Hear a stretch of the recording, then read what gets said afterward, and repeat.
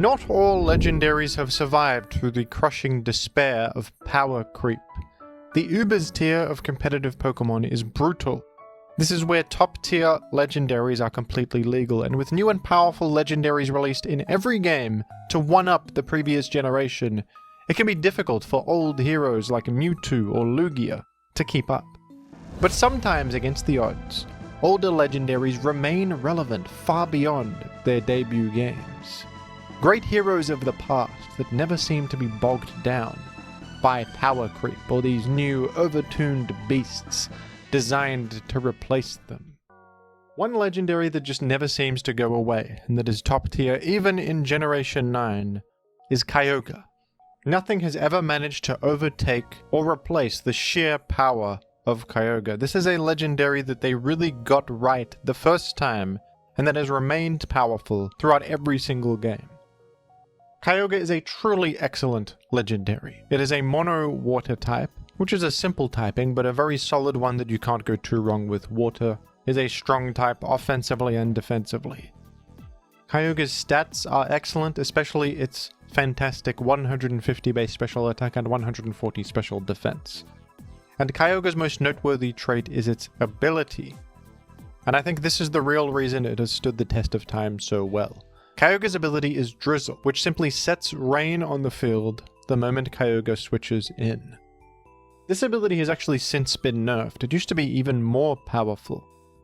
Back in Generations 3, 4, and 5, Drizzle was a permanent effect. Rather than going away in 5 turns, rain would remain on the field unless replaced by another weather condition, and this was extraordinarily powerful, of course. Rain directly benefits Kyogre by boosting the power of its water-type attacks for an incredible damage output off the back of an outstanding special attack.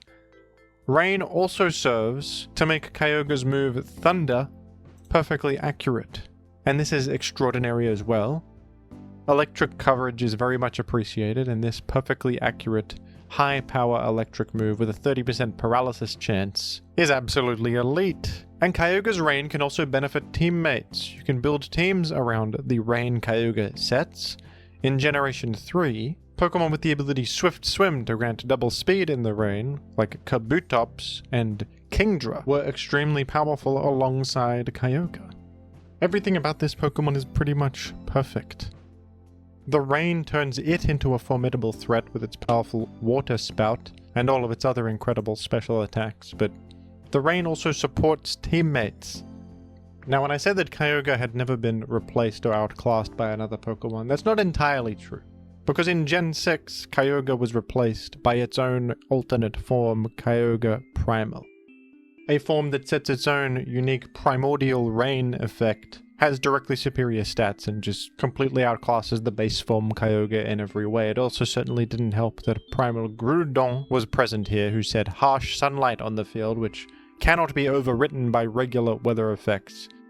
It's as if base form Kyogre was directly bullied out of these generations, but if we look at Generation 8 and 9, where the Primals no longer exist, even with a newly nerfed Drizzle that is no longer permanent, Kyogre remains a top tier choice in Gen 8 and 9. Even in modern times, few can match the sheer special damage output of a Kyogre rain-boosted Water Spout. Kyogre's stats, typing, move pool, and of course the ever-valuable ability to just set rain on the field have all aged incredibly well, and I think you could consider this an evergreen legendary. And dare I say, this is one of the greatest legendary designs they have ever done. Kyogre has a clear identity and such solid fundamental traits that it cannot easily be replaced. Compare Kyogre to a Pokemon like Palkia, and Palkia doesn't really have a unique identity, it's just yet another powerful dragon type with high stats and good moves. This kind of Pokemon can easily be replaced by a new, more powerful, similar Pokemon like Eternatus. Kyogre, on the other hand, has no clear replacement because it's distinct, it has a particular job of setting rain, and no new legendary does what Kyogre does. I think it feels pretty balanced within Ubers as well. Even though Water Spout can be an overwhelming option, it does have the inherent counterplay to it built into the move. If you damage Kyogre, the power decreases. So this is a temporary wall-breaking tool that can be thwarted. Even still, there are things that can defensively respond to it that are also good against other things in the format, meaning it's not putting too much of a strain on things ever. I happen to think Kyogre is an inspired visual design as well. It sort of evokes a whale, but it has these cool big fins with symbols on them. It looks like a unique godlike being that can summon rain and thunder and such. It captures the imagination, it does, Kyogre. I happen to like the Pokemon. Now, of course, it would be wrong to not also speak about Kyogre's rival and counterpart, Groudon, a famous Pokemon, and a Gen 3 legendary that is a mirror to Kyogre. Rather than a high special attack and special defense, Groudon has a high attack and defense. It is a mono ground type that sets Sun on the field with the ability Drought. And this Pokemon has a similar evergreen role. Weather effects are just incredible, especially when they were permanent, but even when they're not. To set Sun on the field has many useful applications. Although Groudon doesn't get the direct benefit from its own stab type like Kyogre does, bonus fire damage is appreciated on coverage options like Overheat and Fire Punch, and enabling Pokemon with abilities like Chlorophyll, and boosting the fire type damage of powerful allies like Ho-Oh, as well as just overwriting the enemy's rain. All of these things are excellent. Groudon itself is a defensive ground type, an archetype of Pokemon that always seems to be relevant. Ground is strong defensively and offensively. Groudon is an excellent stealth rock setter in many Ubers formats. And it is versatile with mixed attacking options, defensive sets, boost sweeping sets with Swords Dance and Rock Polish. Groudon can truly fill many different roles. Unfortunately though, Groudon has sort of been replaced and one-upped in recent times, although Kyogre has never had another legendary overtake it as a rain setter since there's no alternatives. Groudon now has competition from a new powerful sun setter in Gen 9, which is Koraidon.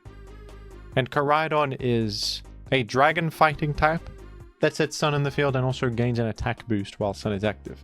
Koraidon is generally the more popular and desirable Pokemon on most teams. It is faster.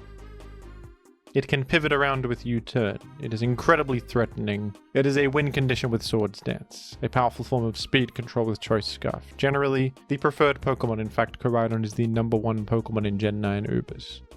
So Groudon has some stiff competition now, actually, with this alternative sun setter, but considering that, I think you could give Groudon some real respect for still hanging on to some viability. Many other Pokemon would fall off the face of a cliff when competing with Koraidon, but surprisingly Groudon has maintained a respectable B+ rank in Gen 9 Uber's viability, which is good given the circumstances, I think. Groudon does have the new option of Spikes now, for further utility that it didn't have before. It also has Will-O-Wisp to spread burn. And with a mono ground typing and superior defensive stats, it does stand out from Koraidon with different strengths. At the end of the day, I would also say that Groudon has aged well, and no, I will not apologize for the way that I pronounce Groudon. You are the one who must get over it, because this is a fictional creature it is, it's not real.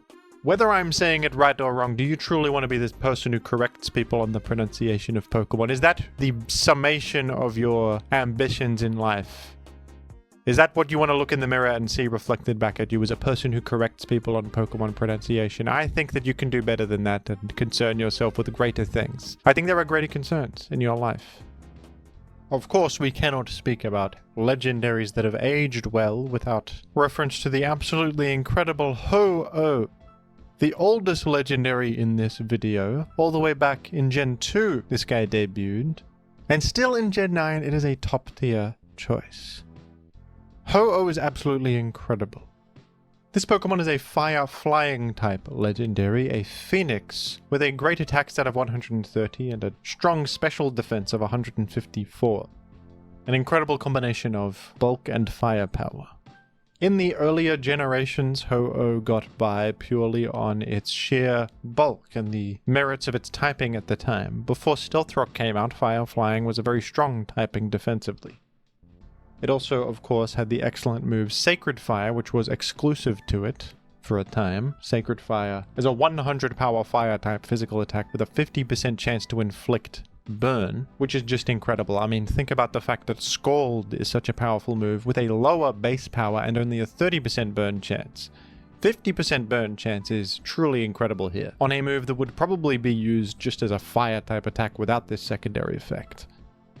But it wasn't until Gen 5 that Ho-Oh got really good, thanks to its new hidden ability that it was blessed with in Generation 5.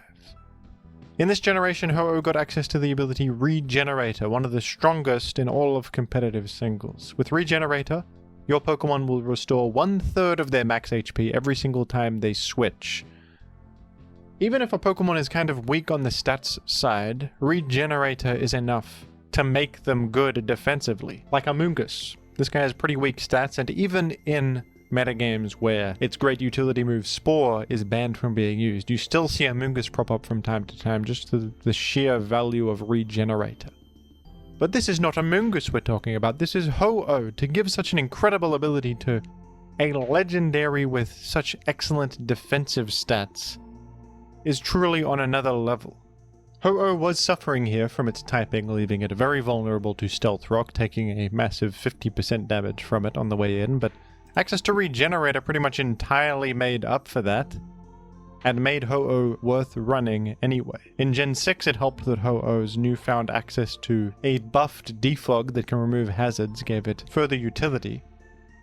Ho-Oh was just very easy to fit on teams in these Uber formats. It has this self-sufficient form of healing that is very safe. It's hard to actually eliminate Ho-Oh because of how reliably it can heal. It also provides your team with invaluable utility, and it hits very hard. It's got a great attack stat, incredible stab moves, and Brave Bird works perfectly when you can heal off the recoil that you do to yourself.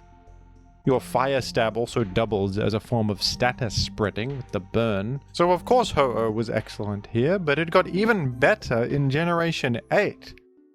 When the one fatal flaw of Ho-Oh was patched up for good. Ho-Oh's rock weakness could now be totally ignored by the new item Heavy Duty Boots. We know that birds love to wear shoes, it keeps them safe. This is a common theme in competitive Pokemon. And Ho-Oh is no different. This is the king of all birds, and it loves the shoes most of all. The heavy-duty boots grant a complete immunity to entry hazards, and the pebbles will not hurt you any longer. Look at these boots. Of course they're sturdy against pebbles. They look very well made, very handcrafted. Ho-Oh was already amazing, even with that glaring flaw, but now that glaring flaw is gone, and Ho-Oh went to the skies in viability. Even though in Gen 9 Ho-Oh lost defog, it doesn't matter. Everything else about it is so amazing, and Ho-Oh is actually a pretty good response to the top dog of Gen 9, Koraidon. It resists fire and fighting and can strike back with a lethal Brave Bird. It is perhaps vulnerable to some dragon-type attacks, but still Ho-Oh is proving adversarial to the new top Pokemon. Pretty impressive, I think, for a Gen 2 legendary. It's true that Ho-Oh has received some help along the way, but the Regenerator buff was a long time ago. Heavy Duty Boots' existence was an indirect buff that many Pokemon benefited from. I think that you can give credit to Ho-Oh for its fundamentally powerful traits, that excellent signature move, its great physical move pool as well, and also the fact that it is a Phoenix Pokemon that will never die and always resurrect, and regenerate 33% of its health until the end of time. I would be surprised if Ho-Oh is ever bad in an Uber's generation, to be honest. I mean, this Pokemon has everything you could ever want. It is a near-perfect Pokemon. Another legendary that has aged very well is Giratina Origin. And this is an interesting case, because Giratina Origin's counterparts are all legendaries that have aged quite poorly. Base form Giratina has its shortcomings and doesn't fit very well on most Uber's teams. Palkia and Dialga have fallen behind compared to modern dragon types, and their new Origin forms were quite disappointing, but Giratina Origin remains relevant in spite of all the downfall of its friends. What's different about Giratina Origin? This is designed as an offensive counterpart to the base form Giratina. It does have a higher attack stat, and has to equip the Gracious Core to transform it to the Origin form, which grants a bonus to Ghost and Dragon type attacks. So it's got an offensive lean compared to the very stally base form Giratina. However, Giratina Origin also has the new ability Levitate. base form Giratina has Pressure, which can be good on a defensive Pokemon, but Levitate is just a million times better.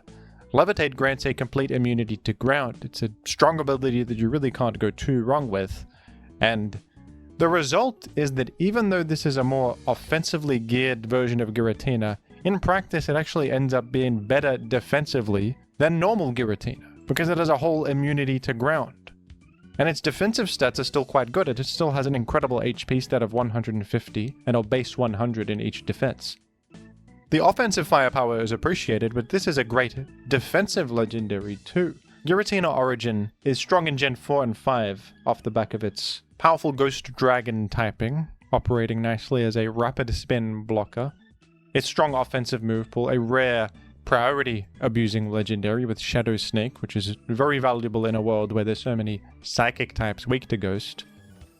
But in Gen 6, Giratina's Origin's access to Defog gave it a newfound excellence.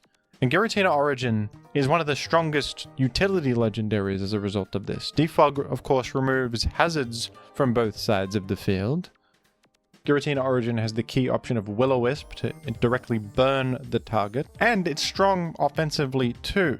It's a nice all-in-one package. It switches in nicely against things like Groudon. It's immune to ground, can defog in its face. Groudon's a common stealth rock setter. It's generally pretty defensively sturdy against most of the hazard setters you see in Ubers. And on top of that, it's useful offensively. Shadow Snake is always nice to have. You can run Draco Meteor on it for a huge dragon-type nuke. In more recent generations, it has Poltergeist. It's a strong ghost stab option. Dragon Tail is always useful to attack and then force the target to switch out. This Pokemon is just fundamentally very solid. It has good natural bulk, a pretty nice defensive typing with surprising resistances paired with that ability Levitate, which has incredible application. And this unique combination of utility. Notably in Gen 9, Giratina Origin is, I believe, the only legendary that still has Defog, which is a scarce option now. So the Pokemon used to have competition from other Defog users in Ubers, like Arceus and all of its forms, and Ho-Oh. But now it's the only one left. And this utility is vital to some teams. Giratina Origin's role is more important than ever. I think this is one of the most solid legendary designs ever that has stood the test of time for good reason. It continues to do useful and valuable things even to this day, and it really goes to show the difference a good ability can make. A big part of the reason so many legendaries age terribly is just because they have outdated abilities that don't serve them very well, like Mewtwo with Pressure, and Palkia with Pressure. Pressure is a common one that they just slap on, whether it fits on the Pokemon or not. Giving Giratina Origin Levitate is such a difference. And that's all it takes for it to outlive all of its other box legendary brothers and still be good in Gen 9. It's not quite all it takes. It does have other advantageous traits on top of that, but it's a big part of it, certainly. It's a big part of why this Pokemon has maintained its viability through all the power creep. And of course, another legendary that has aged incredibly well is the god of all legendaries himself, the god of all Pokemon, Arceus.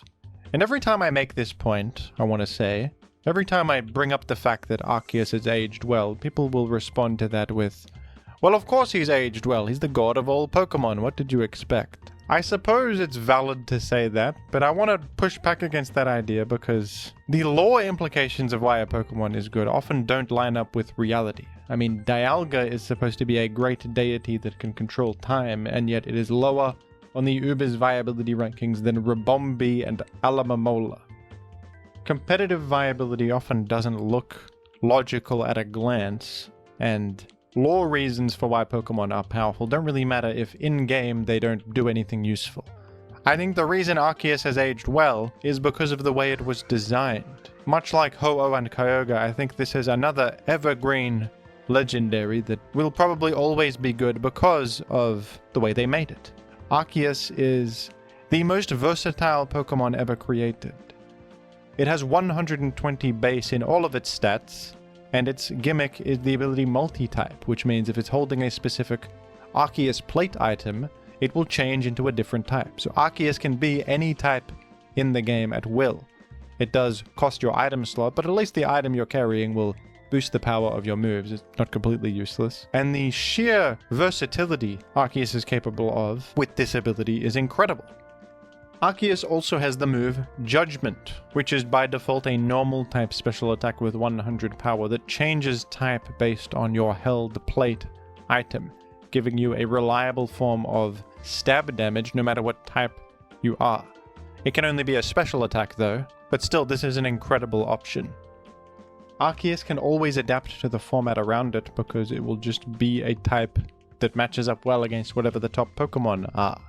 At the moment in Gen 9, Arceus Fairy is the most popular and highly ranked of the Arceus types, due to its positive matchup against Koraidon, and also generally being a strong defensive typing.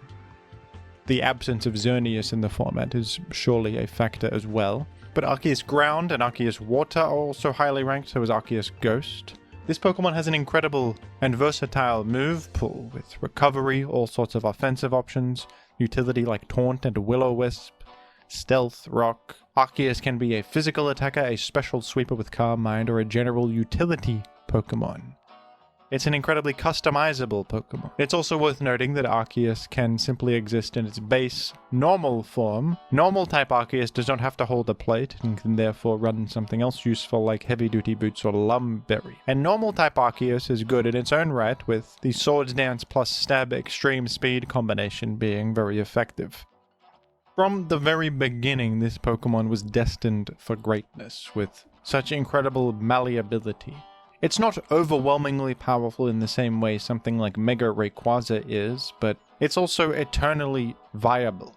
It can be anything you want, it has every option you could ever ask for, and it can be any type. With that level of malleability and inherent solid strength, I mean 120 is a strong value in every stat too. It's no wonder why this has stood the test of time and will probably always be relevant. I would also say that Arceus is a positive presence in Ubers. It is an inherent failsafe against whatever is dominant in the format. When Groudon Primal was everywhere, Arceus Ground with Judgment was one of the few things that could threaten it lethally. Arceus Water also operated very well as a wall against Primal Groudon with its fire resistance, neutrality to everything else Groudon can do, and also just defensive investment and recovery. Whatever the meta calls for, Arceus can achieve that, and that is very important. This is also technically a mythical, not a legendary. I suppose I should clarify that, because I'm sure people are commenting about it. I think they're sort of interchangeable concepts. The only difference between a mythical is that they're restricted to events and often not usable in official tournament rule sets, but in all the ways that matter, they're the same as a legendary pretty much, just with a slight distinction. Now, I don't know if it's appropriate to put a Pokemon from Gen 7 in a video about aging well, because in my head that is a recent generation, but in reality, Gen 7 came out 10 years ago. Pokemon Sun and Moon were released in 2016. So I think that's long enough for these Pokemon to be aging. That's a long time, 10 years. Regardless, I think Lunala is deserving of some credit for holding on to viability. It's a really interesting legendary, I think. And I think this Pokemon is a testament to the idea that if you are unique and stand out from other Pokemon, you have a higher chance of standing the test of time. Lunala is a Psychic Ghost type legendary with an interesting stat distribution. It has 137 in its HP and special attack, which is a weird value. It's quite a high value, but Pokemon like Palkia and Kyogre have higher special attack than that.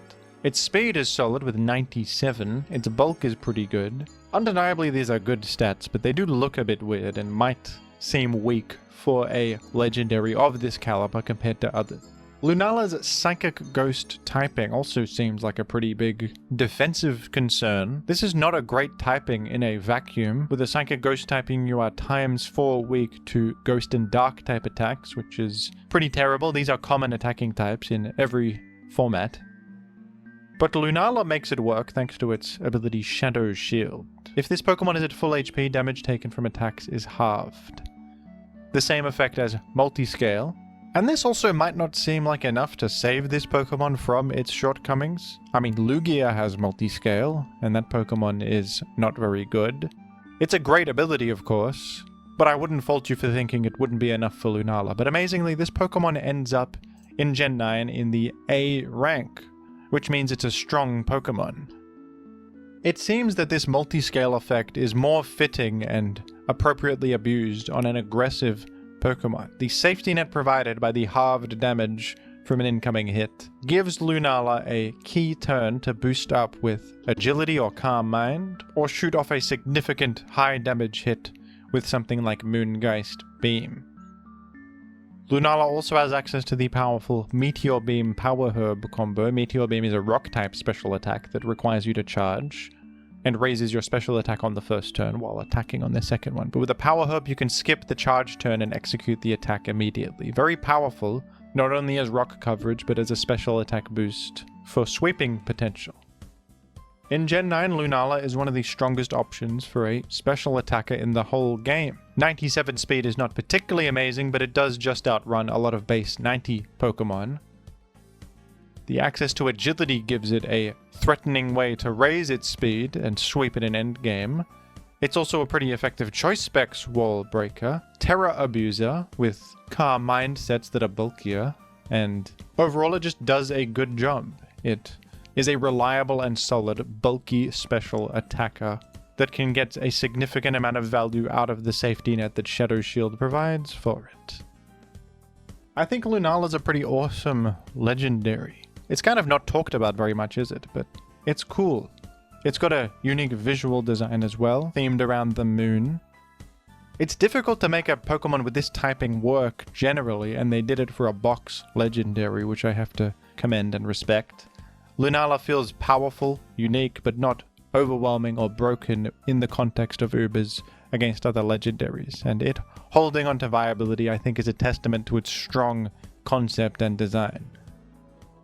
And you could say the same about Necrozma Duskmane, another Gen 7 legendary that remains excellent in Gen 9, but I'm sorry folks, Ultra Sun came out in 2017. Necrozma Duskmane, you do not make the arbitrary 10-year cutoff point to be considered old. Plus, nobody's surprised that you're viable with your 157 attack and the powerful Prism Armor ability. Nobody's surprised by that. Lunala is more impressive than you in concept, Necrozma Duskmane. You're a bit over-designed too, what's with you? Metal Lion with stuff coming out of him. Bit of a busy visual design, Necrozma Duskmane. Lunala has more elegance than you, I think. No, I will not talk about you in my video. I already talked about you with high regard in my ranking every legendaries video, Necrozma Duskmane. So you've already had your 15 minutes, and you can enjoy it. You enjoy your time in the sun. But some Pokemon that do adhere to my arbitrary cutoff point are the Gen 6 box legendaries, which it seems were so powerful that they didn't even put them in the game in Gen 9 to give other legendaries a chance to have a go, because Xerneas and Yveltal of Gen 6 were so strong that they may have actually even overshadowed the new legendaries of Gen 9, to be honest. Xerneas, of course, is the more well-known of the two, I think. This incredibly strong Fairy-type legendary with fantastically well-rounded stats, the strong ability Fairy Aura to straightforwardly boost its Fairy-type damage, and the excellent signature boost Geomancy, which requires a charge turn, but on the second turn will grant +2 special attack, special defense, and speed. With a Power Herb, you can skip the charge turn and just do the strongest boost in human history and sweep absolutely everything. Xerneas, in every generation it exists, is incredibly powerful and central. It is the boost sweeper of Ubers, it feels like, and even beyond its boost sweeping sets, it can just run a Choice Scarf or Choice Specs and get a lot out of spamming Moonblast. I will say that I think Xerneas is a bit one-dimensional as a legendary. It is just emblematic of how strong the Fairy type is, and it's very good at clicking the Fairy type attacks.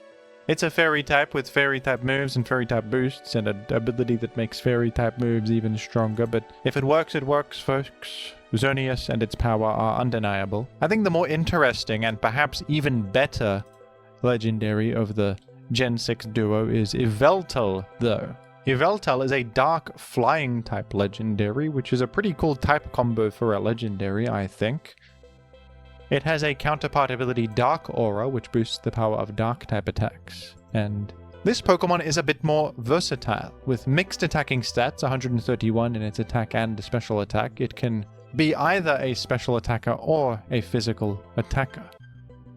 It can run defensive sets with Roost and Defog and Toxic. It has U-Turn to pivot out. Its strongest option is a simple stab knockoff, and of course the powerful priority of Sucker Punch. But I really appreciate this Pokemon's set variety. It can use many different items, be used in many different roles.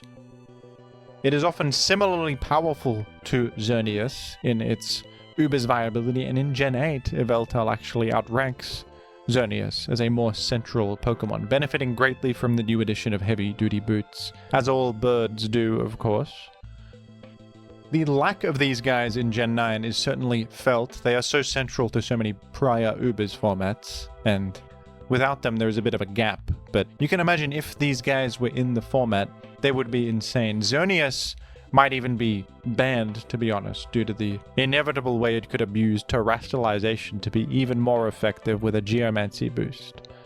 And I do wonder if the decision to cut these guys from Gen 9 was a permanent culling of them, because they were so strong and dominant so many years in a row. Are these guys just banned from ever existing ever again? They were too strong? Will they return in Gen 10? Who knows? Actually, in Champions, they'll probably bring these guys back for a format or two. I would imagine they have the power to do that. But certainly, if these guys ever exist, they will be strong. They will be top tier. These are some of the strongest legendaries of all time. I think this is probably the strongest box legendary duo ever, even outranking Kyogre and Groudon, as crazy as that sounds. Yveltal and Xerneas are just on another level of evergreen excellence, I think. Thank you for watching my video, folks. As a result of watching to the end of the video, you have received a special reward. You are now entrusted with taking care of the Wibbly Wobblies. These are yours now. This is a big responsibility, but I'm sure you will find it to be an enriching experience for you. Thank you.